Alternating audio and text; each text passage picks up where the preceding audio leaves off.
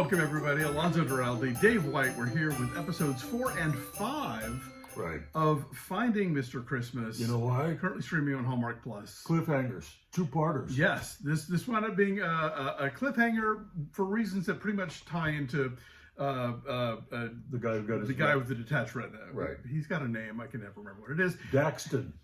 Daxton. Okay. No, that was it. Really? Yeah. All right. Daxton. Dax. I can't. You know what?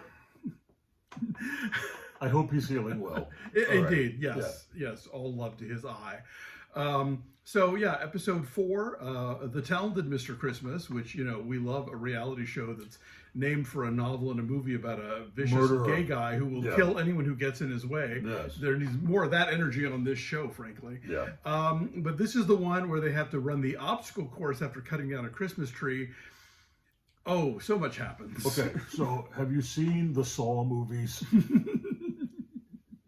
I have. And so what happens is, in a Saw movie, you have to do an impossible task or you are tortured to death. So they skip right to the torturing to death part for this episode. And they put an actual saw in a block of ice. Yes. And everyone's got the sledgehammer and the saw out of the ice. And then they've got to cut down a tree. Crafty guys will pick the skinny tree. Pick a little skinny tree and saw the skinny tree, and unthoughtful people pick a big trunk and try to handsaw a big trunk, and you know what happens? You lose that thing. Mind you, have to take the tree. Wait. Mind you, all of the trees are surrounded by fake snow, so everybody's slipping and sliding with hacksaws in their hands. Yeah, like that's a lawsuit waiting to happen. Yeah. They all signed a waiver. It is not the fancy fish ice you get in some of these movies. No, this is like soap suds. So they are like just a slipping and a sliding and a sawing. And then once those guys do manage to get their tree down, then they run through an obstacle course of crisscross Christmas lights, and then they got to put it in a sleigh and carry it up a sleigh like a reindeer. But then only one of them thinks, "Hey, what if I go backwards? What if I go backwards for traction?" Smart. See, you got to be. This is what separates the Mr. Christmases from the not Mr. Christmases. Right. And so anyway, then as soon as they're done with that, they have to go through an E-News interview. No. You skipped the talent show. There's a talent show, and then the E-News interview. All right, so there's a talent show. There's so much entertainment going on that I can't keep it all straight. You know, this is a show where, again, only one of these guys is actually an actor.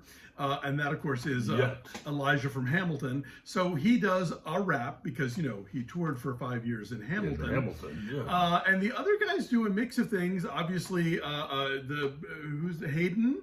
The crying Australian does a lot of magic shows for kids. You know what he hasn't done in 2 episodes, though? Cry. Yes, but he'll always be the crying Australian. He does a magic act that wows the crowd. Blake wisely picks a grandma from the crowd to do a 2-step with, because, you know, when you're doing stage work, you always want to pick the game, spunky older lady in the audience so that everybody else in the audience can read themselves into her experience. He also put some thought into his onstage presentation, because he did a little dance with the older woman in a pair of Wrangler jeans. Ah, yes. Wrangler jeans are magical. If you spent any time in Texas, I grew up part of my life there, you know what happens when a man puts on a pair of Wrangler jeans.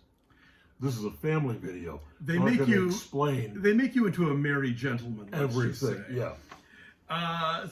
Then the other talents include Ezra bartending while rollerblading and doing the splits. Shaking his little butt for the camera, too. Yeah, but splits are hard enough. Splits on rollerblades, that is degree of difficulty 10. Jonathan jumps a lot and lands on things. Yeah, I didn't understand. Which I guess because he was an athlete. Parker has, in my estimation, the most practical talent. Well, sure. He folds a fitted sheet. Yes. And if you can't do that, then you don't deserve to be a part of the Crown Media Network. This is true. And so, in my heart, he wins this whole competition. Brandon, sadly, Daniel, can you fold a fitted sheet? Yeah. I can. Alonso can. Did you learn from me or who taught you? No, I went into this relationship knowing. Did you already know how? I did. Yeah. I don't remember that. I don't know that I do it as well as, like with the Martha way. I did teach him how to iron his own shirts. This is true. He didn't know how to do that when I met him. But then after doing their onstage shenanigans comes the Ambush E interview. Right. And they all blow it. Particularly Parker, who just gave you a triumphant sheet folding exercise. Yeah. And then he just is sort of like, my wife, over and over again, which apparently is not good. I don't understand I don't understand the rules, really. E-Lady talks about how the Hallmark guys need to sort of, work the fantasy that, that they're gettable. That the viewer at home, yes, exactly, right. And so, mention her once, sure, but that was kind of his go-to. He's a wife dad? What do we call these guys? A wife guy. He's a wife guy. So that doesn't go well. So Parker gets is gonna be sent home for the holidays and to take down his stocking, but twist, because of detached retina guy, they have an extra week to eat. His name is Dax. And so Jonathan Bennett tells the other 5 guys, it's up to you. If you want to save Parker, you can. Well, this is a Hallmark Plus reality show where everyone is going out of the way to be as nice as possible. So, surprise, cliffhanger, they save him. Parker gets a second chance and vows to destroy all of them. Yes, he'll make them pay for their generosity. And then Jonathan Bennett says, welcome back to the Yuletide Yard. Now, I can't quite remember if there was a specific destination already mentioned called the Yuletide Yard. Or if he's making it up as it goes along. But there is now. And then they do a challenge that I still don't understand. It is absolutely incomprehensible. Okay, they have giant sponges that look like marshmallows. Right. And they have we're shown these boiling cauldrons of hot cocoa, which seem like someone's going to get scarred from this. But I think that was that's a visual. That's B-roll. Yeah. Because by the time they're doing the thing, the water is clearly tepid. Right. So one Mr. Christmas candidate has to absorb as much brown gross cocoa water into his big white marshmallow sponge, squeeze it into his teammate's big white sponge marshmallow, and then that goes into another cup that is close to the top, and the first person who gets their cocoa high enough to the marshmallow starts spilling out is the winner. It takes everybody a minute to figure out, oh wait, my sponge will absorb more if I compress it first and then open it while the other dude is dumping water into it. Right. Fun with physics, but they do finally get it. It's very close, and then eventually it is won by Hayden and Blake. Somebody on Gummies thought up that challenge. That challenge makes no sense whatsoever, and it looks weird when they're doing it, and you're like, okay, what if he just squeezes liquid from one sponge into another sponge, and then they have to run, and then they have to dunk, and then they have to overflow, and real marshmallows are flying everywhere. Yeah. To their credit, Jonathan Bennett and Melissa Peterman do really good play-by-play of this. They do. Can we just take out another moment here? Yes. This is actually a showcase for Jonathan Bennett. Oh, yeah. Jonathan Bennett. He's got big hosting energy. Running this whole situation. First of all, another good sweater that Alonso covets. But like he's into it. He's not making it about himself. He's not being ironic about it. He's not being ironic about it. He's like on point the whole time as a host. And I want to see him in real life unseat Ryan Seacrest. Yes. Take him out, Jonathan Bennett. We need a gay in that chair to run media. Yes. So I'm rooting for Mr. Bennett.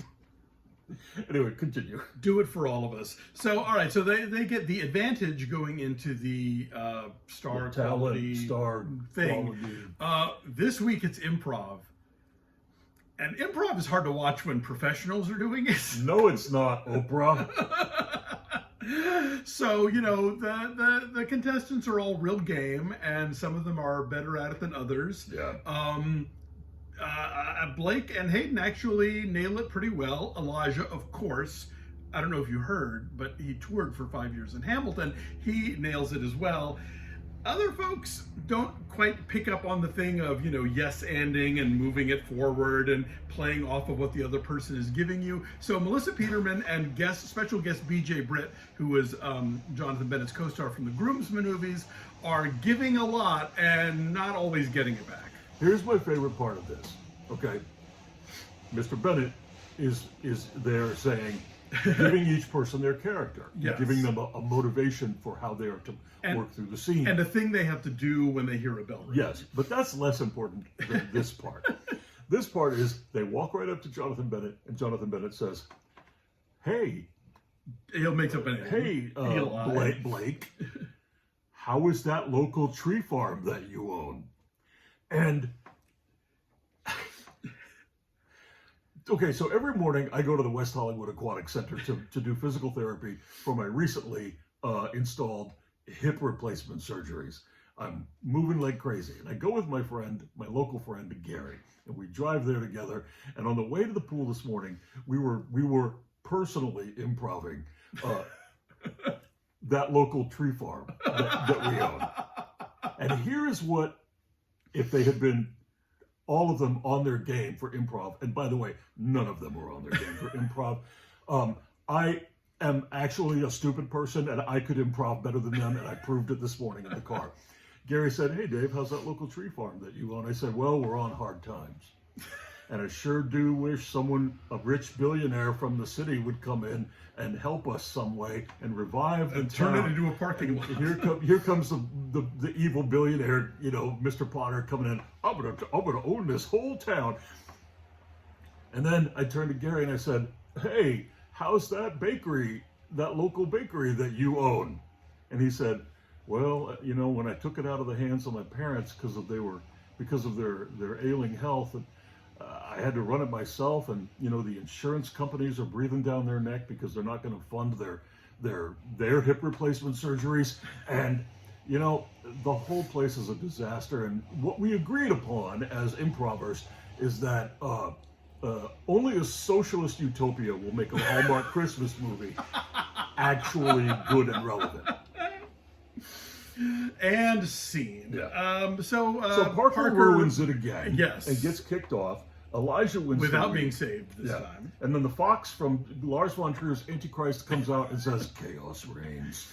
And BJ Britt, bless his heart, gives Parker a big hug and reassurance. Even though they met hours earlier, BJ Britt is invested and committed in this whole thing. Yeah. And so, it points to him for really getting it. He's the real Mr. Christmas that we found along the way, I think.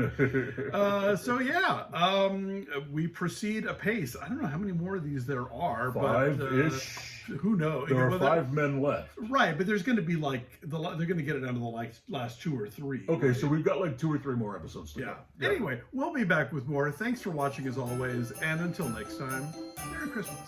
Sure.